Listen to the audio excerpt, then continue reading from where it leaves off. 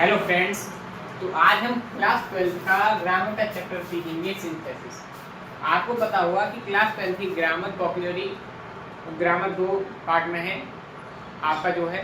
तो ग्रामर में हमारे 4 चैप्टर हैं, डायरेक्ट एंड डायरेक्ट मतलब narration, synthesis, transformation of sentence और सिंटैक्स 4 हैं।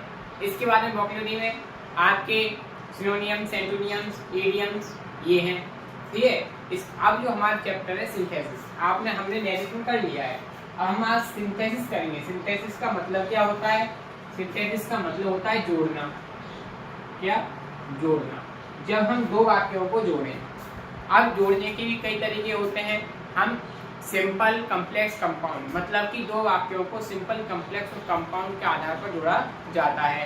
जैसे कि मैं बताऊं सिंपल को हम 7 तरीकों से जोड़ सकते हैं। कितने तरीकों से? 7 तरीकों से। चलो मैं एक सिंपल, कॉम्प्लेक्स, कंपाउंड इससे अलग बात करता हूँ। जैसे कि अभी हम ये नहीं पूछ रहे हैं कि ये सिंपल से जुड़ा है, ये कॉम्प्लेक्स से जुड़ा है, ये कंपाउंड के तरीके से जुड़ा है। हम एक सेंटेंस देते हैं जैसे कि ए बॉय वाज पनिश्ड। एक लड़के को दंडित किया गया। ही वाज नॉटी, वह शरारती था।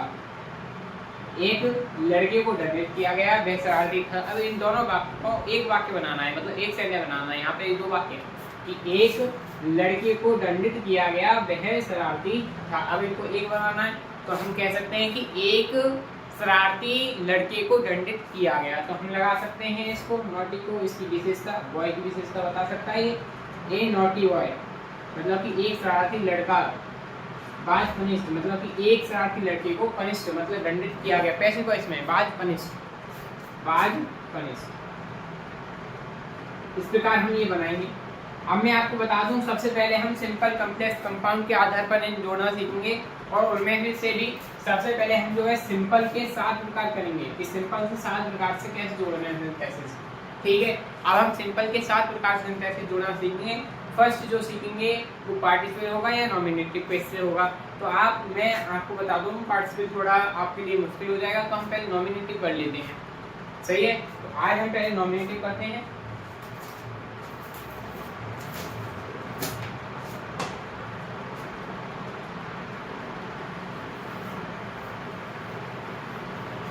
आप जो डालेंगे फर्स्ट वो नॉमिनेटिव मतलब कि क्या? पहले आप डालिए सिंपल ए, आपने डाल लिया। इसके बाद में डालिए first Y using the nominative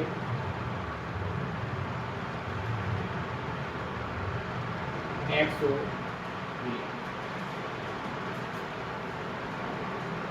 ठीक है। आप इतना ही डालेंगे। इसके बाद में मैं आपके लिए कुछ एग्जांपल और कुछ रूल लिख देता हूँ। ठीक है। जैसे कि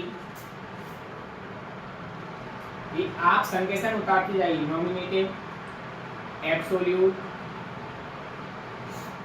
के प्रयोग से दो या दो से अधिक सिंपल वाक्यों को जोड़कर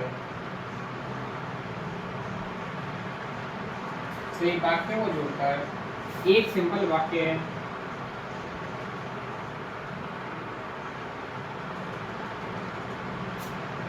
बनाना। सही है। मतलब कि क्या आज हम सीखेंगे कि नॉमिनेटिव एब्सोल्यूट से किस प्रकार हम दो या दो से अधिक वाक्यों को जोड़कर एक सिंपल वाक्य बना सकते हैं। अब जैसे कि हमारा रूल फर्स्ट आया, इसमें आपकी 3 रूल है। ठीक है।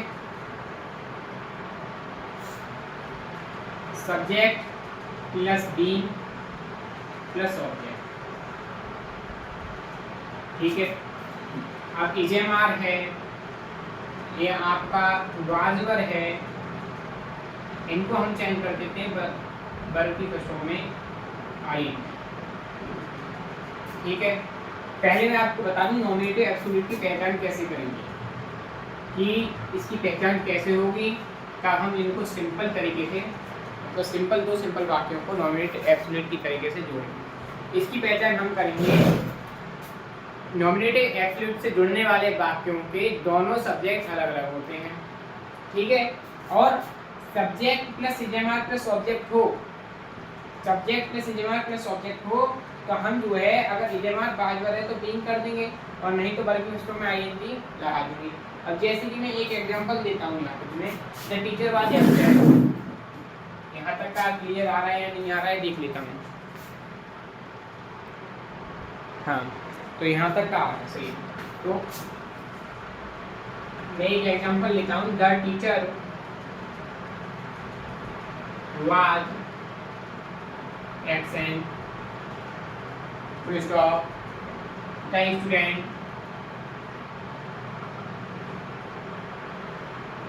did not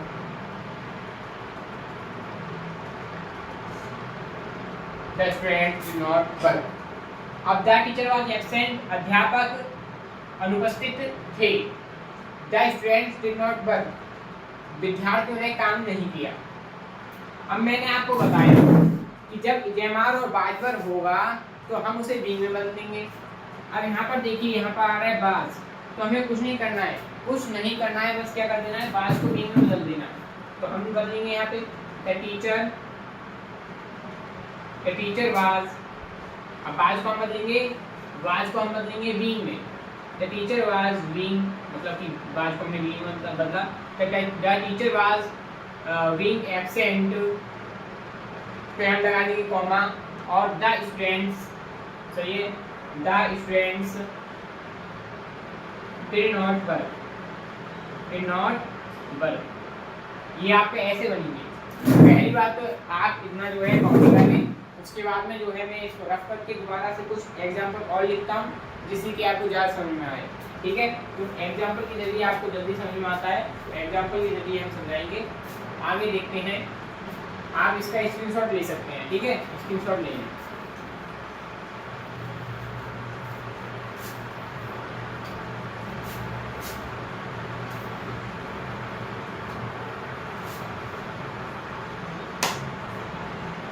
जैसे कि हम दूसरा लें, इट वाज संडे,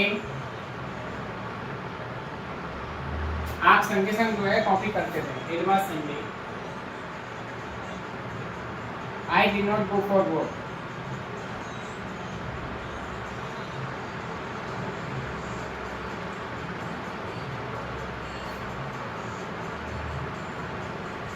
तीसरा, the holidays are eight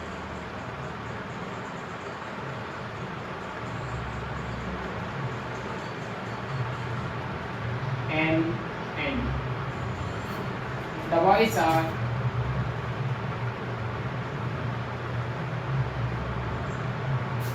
returning to school,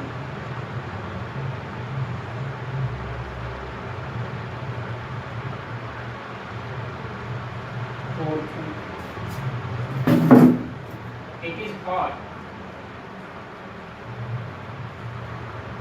no one went out,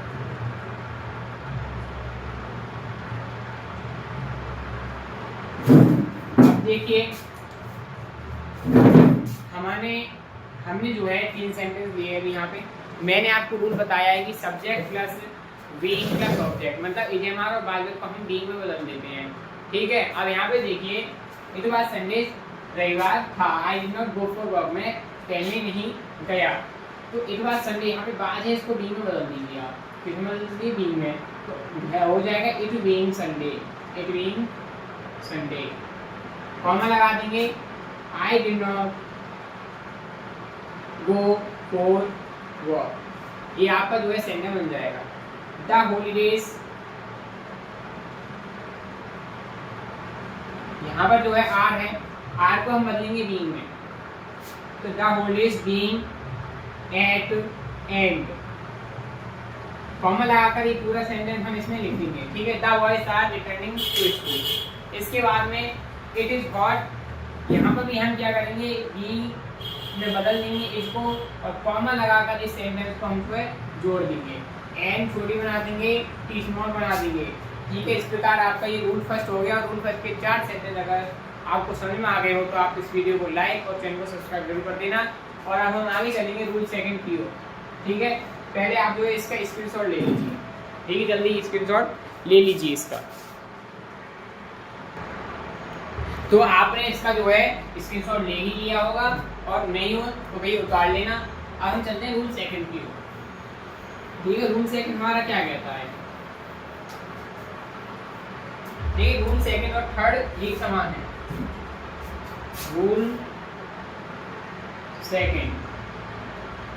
rule second कहता है कि अगर हमारा सिंथेसिस मतलब सिंपल टेंस जो है वो एक्टिव वॉइस में हो, जैसे नहीं करें हम इसका जो है रूल ही लिखे गए, यदि वाक्य मतलब कि सेंटेंस एक्टिव वॉइस में हो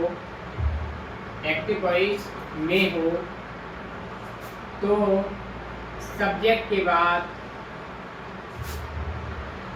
हैविंग प्लस वर्ब की थर्ड फॉर्म लगाते हैं। मतलब कि लगा करके जो है नॉमिनेटिव एब्सोल्यूट के द्वारा सिंपल सेंटेंस बनाया जा सकता है, दो या दो से अधिक सेंटेंस का। अब जैसे कि मैं एग्जांपल के द्वारा आपको समझाना चाहूँ तो एग्जांपल आप लिख लीजिए। अभी हमें एक्सरसाइज भी करनी है इसकी। ठीक है, एक्सरसाइज भी करनी है। फर्स्ट है जो the police arrived,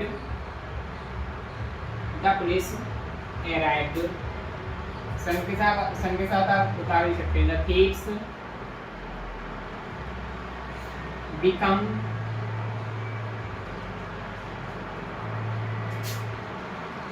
disappointed,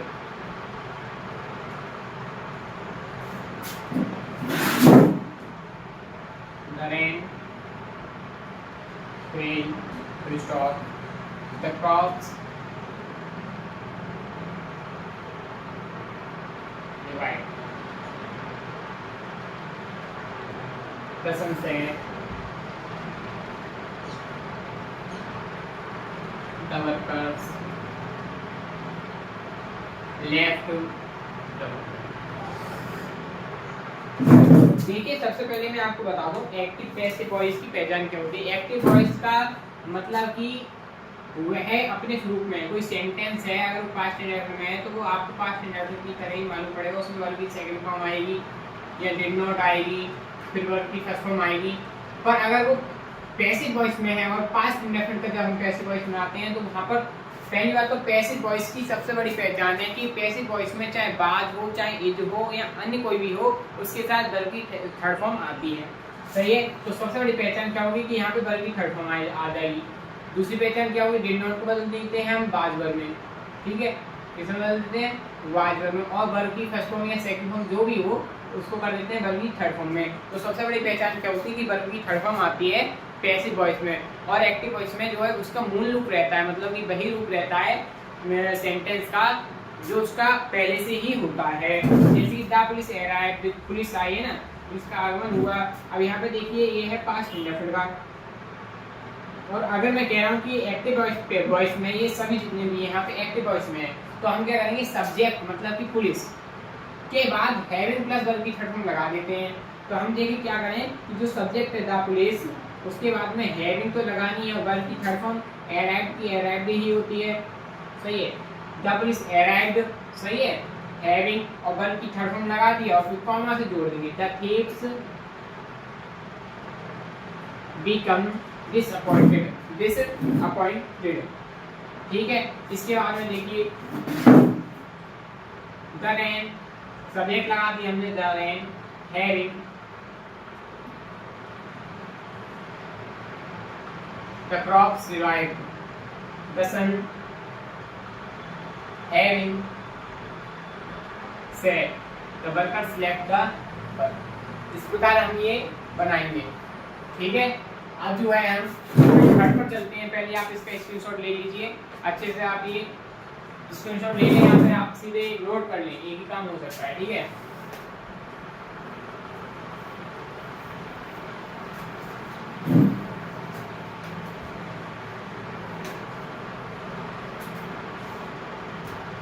rule third क्या है हमारा,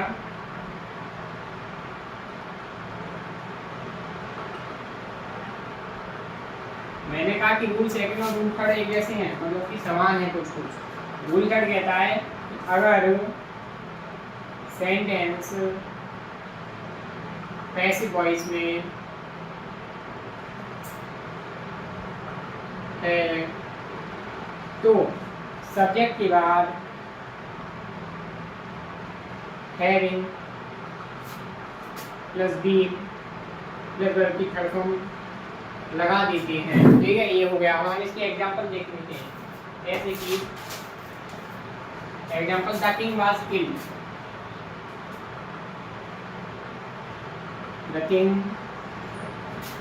वाज किल्ड, फुल स्टॉप लगा दीजिए। The army ran away, the army ran away. मैं सोचता हूँ आपको समझ में आ रहा होगा। ठीक है, the town was enclosed,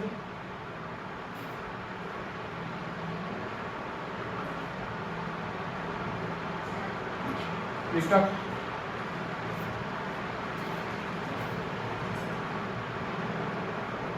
Why a strong wall? Wall. The enemy could not capture it. Could not capture it. ये हमारे दो सेंटेंस हैं और मैंने आपको पैसिव वॉइस की पहचान बताई कि पैसिव वॉइस में वर्ब की थर्ड फॉर्म आती है, चाहे वो बाज हो चाहे अन्य कोई हो। तो यहाँ पे देखिए, यहाँ पे भी थर्ड फॉर्म, यहाँ पे भी थर्ड फॉर्म।